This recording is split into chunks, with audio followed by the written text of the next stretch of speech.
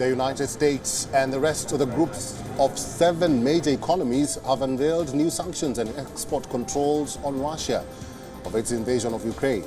The conflict in Ukraine will be among the top agenda during the summit. U.S. officials have said that the new sanctions are aimed at disrupting Russia's ability to get materials it needs for the battlefield. Sanctions will also target Russia's $4 to $5 billion annual trade in diamonds.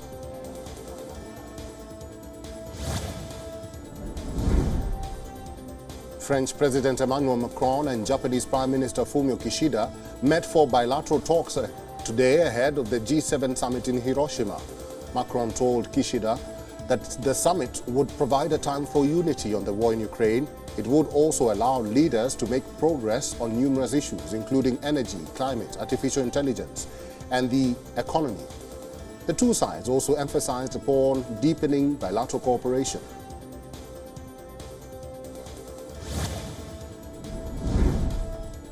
Sourcing and flow of weapons to both Russia and Ukraine took the center stage at a session of United Nations Security Council on Thursday. A blame game was witnessed as representatives pointed fingers at parties they felt were responsible for continuation of the conflict. The session also saw an update in the number of civilians killed since the start of the war.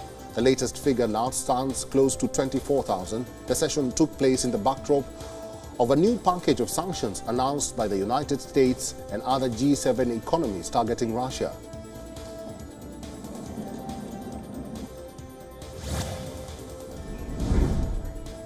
Five TikTok users are calling on a federal court to overturn Montana's overall ban on the video sharing app. They have argued that the ban violates their free speech rights. The lawsuit calls for the court to stop Montana from enforcing the ban and to pay the legal costs of the plaintiffs. It was filed just hours after Montana Governor Greg signed the unprecedented prohibition into law on Wednesday. This made Montana the first state in the United States to enact a complete ban on TikTok. The ban is scheduled to take effect from January 1st, 2024.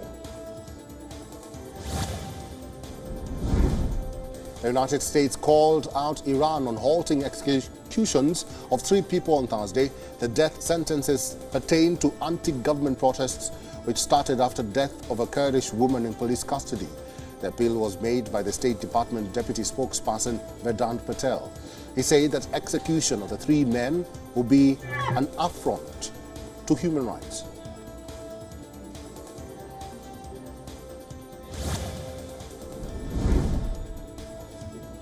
A Russian court extended custody of a former employee of U.S. consulate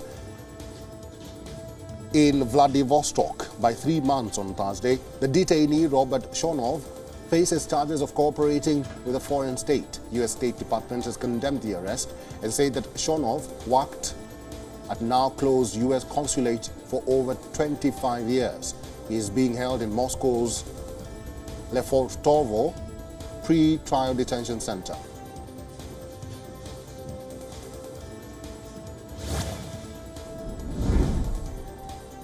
Maintaining a stable and constructive cooperation with China is in interest of the European Union. The comment was made by European Council President Charles Michel on the sidelines of the G7 Leaders Summit. The President also said that EU would call on China to step up pressure on Russia to stop its military aggression in Ukraine. Michel added that China has a special responsibility in the world given the size of its economy and the role in the international community.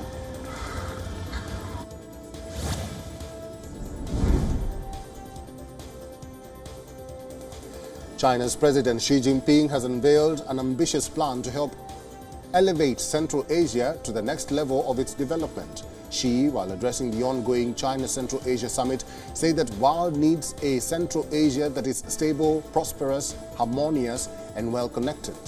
Delegates from 5 Central Asian nations, namely Uzbekistan, Tajikistan, Kazakhstan, Kyrgyzstan, and Turkmenistan, have participated in the summit. The nations are seeking to boost exchanges in education, economy, trade, culture, and other fields. Multiple deals and meetings were witnessed between Chinese ministers and entrepreneurs and delegations from the 5 nations.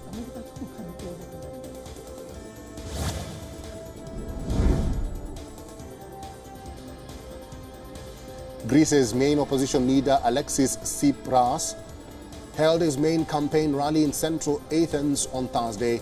During the rally, Tsipras called the current government the worst since the junta of the 1960s.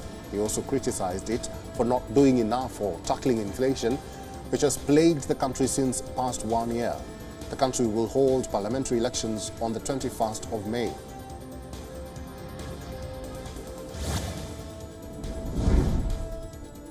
Syria's President Bashar al-Assad landed in Saudi Arabia's Jeddah on Thursday. Syria will be participating in the Arab League summit after a gap of 13 years. The summit will begin today, where Assad would rub shoulders with Arab presidents and kings who for years sought to weaken him. Other Arab leaders, including Palestinian President and Lebanese Prime Minister, also arrived at the Saudi city.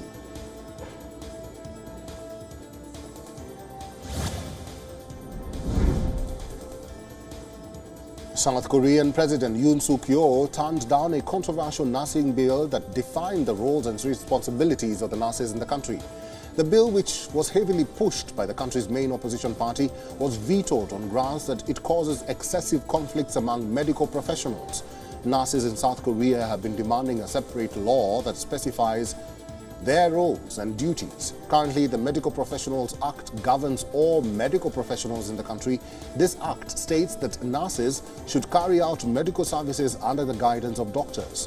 The new Nursing Act stipulates that all citizens are entitled to nursing care at medical institutions and in local communities.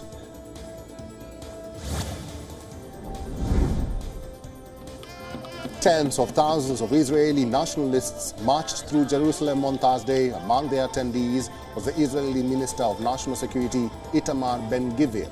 The parade was carried out in celebration of Jerusalem Day. The day marks the capture of the city by Israel in the 1967 Middle East War.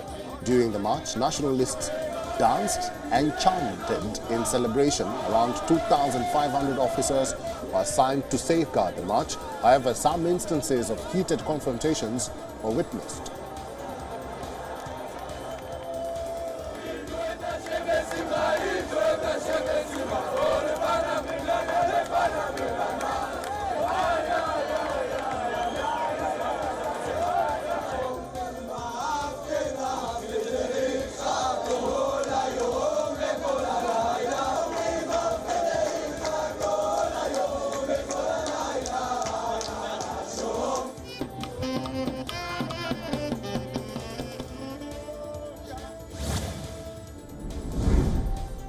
Hamas and Islamic Jihad officials on Thursday carried out a rally of their own. The march in Gaza Strip was held in protest against the rally by Israeli nationalists in Jerusalem. In recent years, Jerusalem Day Parade has increasingly become a show of force for Israeli nationalists, while Palestinians call it a blatant provocation meant to undermine their ties to the city.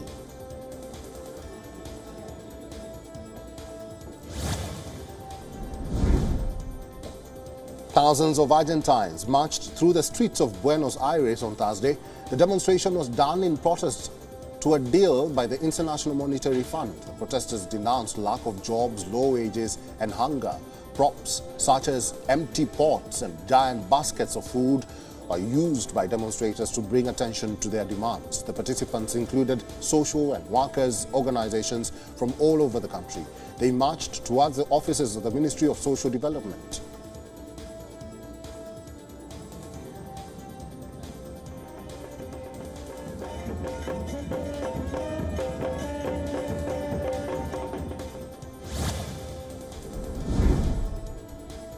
The ongoing clash between farmers and herders in Nigeria has displaced more than 3,000 people and killed at least 85. The violence erupted on Monday with an initial death toll of 30 in several villages of Plateau State.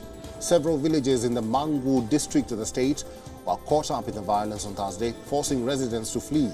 It was unclear what triggered this week's attacks in Mangu, but tit-for-tat killings between herders and farmers often spiral into village raids by heavily armed gangs.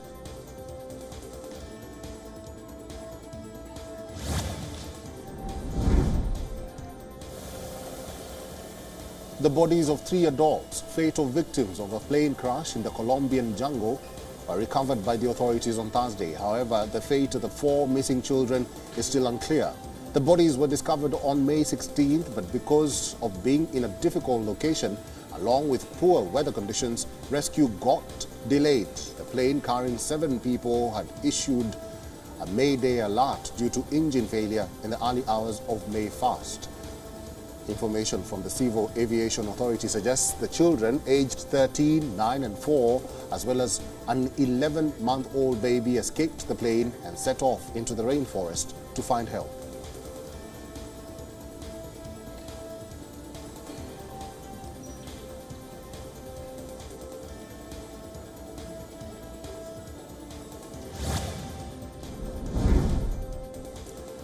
A security breach was reported in Vatican on Thursday. This happened after a car at a high speed drove through its security gate. The car reached the central courtyard of the Apostolic Palace, from where the driver was arrested. Police say that the man driving the car was in an unstable state of mind and did not get near the guest house on the other side of the Vatican City, where Pope Francis lives.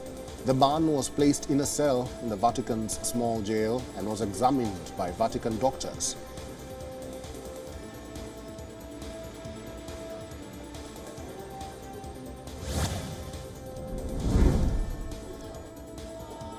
Pakistan's former Prime Minister Ibrahim Khan on Thursday declined to join an investigation into graft allegations against him. He also said that he would not bow down under pressure, that he accused the government of building on him and his party. Khan was earlier summoned by the powerful National Accountability Bureau into corruption charges and was later granted bail by a court. On the same day, some journalists were also allowed to enter his residence. This came after allegations surfaced that Khan was protecting some rioters in his home.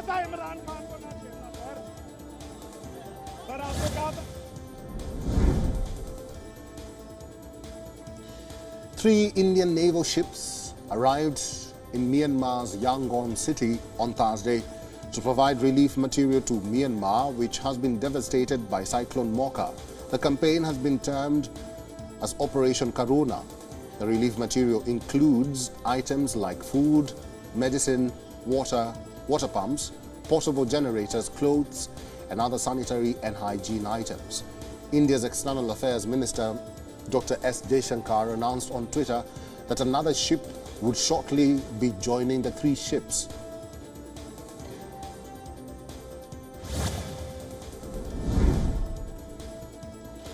According to a report by the Associated Press, a dozen poor countries are on the verge of collapse under the weight of billions of dollars in foreign loans that they had taken from China. These nations include Pakistan, Sri Lanka, Kenya, Zambia, Mongolia, and Laos. These countries are using their foreign currency reserves to pay the interests on these loans, eventually taking a hit on their tax revenue, which is needed to keep schools open, provide electricity, and pay for food and fuel. The main factor that's driving such a turbulence is China's reluctance to forgive debt and its extreme secrecy about how much money it has loaned and on what terms, which has kept other major lenders from stepping in to help.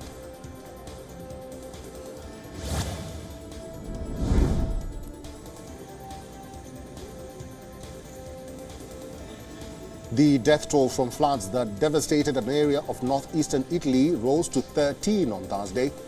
Bodies of 2 people were found in the Emilia-Romagna region.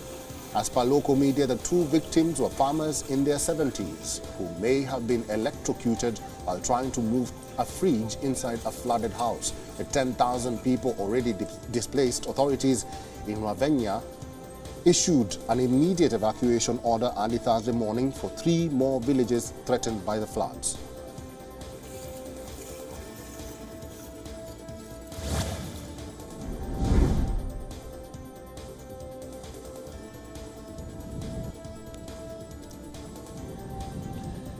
Drought has hit France's Pyrenees Orientals. The area is fully packed with tree farms, and because of the drought, many farmers are forced to sacrifice some of their harvest. In the most arid part, apricot plantations are getting deprived of water and are drying out as a result. Farmers fear that by the end of summer, there will be no water and the whole orchard will be dead.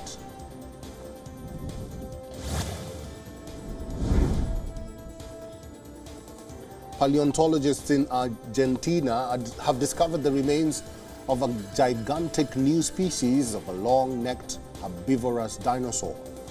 At 50 tons and 30 meters in length, the Chucarosaurus is the largest ever dinosaur discovered in the mountainous Rio Negro province.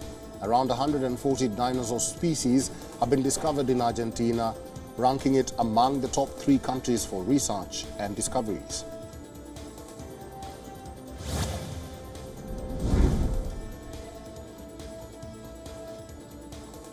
A Tunisian man has started a pet grooming mobile beauty and care service, which basically is a moving salon for animals. The colorful van roams around the streets of Tunis from one pet to another to provide them with personalized services. Tito's Pet Grooming offers pets a variety of services to improve their health and also well-being.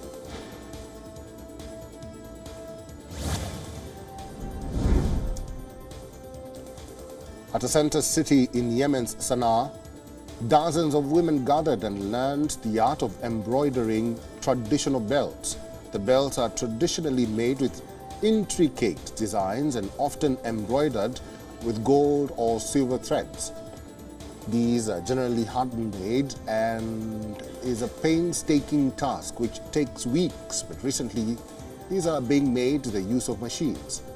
Prices of a belt can range from $15 to $150. WION is now available in your country. Download the app now and get all the news on the move.